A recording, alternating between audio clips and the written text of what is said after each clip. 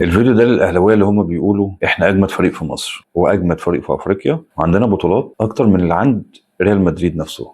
تعالوا نشوف الموضوع ده. السلام عليكم ورحمه الله وبركاته، معاكم محمود فاروق. مبدئيا خلينا متفقين ان بعد ماتش مثلا اهلي وزمالك الاهلاويه بيطلعوا يحفلوا على الزمالك ويقولوا ويعيدوا وبتاع، تمام؟ واحنا اجمد فريق في مصر واجمد فريق في افريقيا. يعني فريق زي الاهلي، انت لو لقيت مثلا نجوم في الزمالك انت بتخش تاخدهم، انت بتروح تلم كل اللعيبه الجامده اللي موجوده في مصر ايا يكن هي في انهي نادي وبتضمها للاهلي. يعني اظن قبل كاس العالم للانديه انت دخلت ضميت واحد واثنين وثلاثه. طب ليه بتعمل كده؟ انت كده كده بوظت الدوري، يعني خلاص انت خليت يعتبر ما فيش منافسه ما بينك وما بين فريق تاني بيوازي القوى اللي عندك. المهم انت لميت اللعيبه كلها ودخلت كاس العالم للانديه على اساس ان انت ايه، هتعمل شكل كويس او هتطلع يعني بشكل كويس او هتعمل اداء مشرف او كده. الحمد لله انت طلعت حصلت المجموعه بتاعتك، الحمد لله، سبت شرم.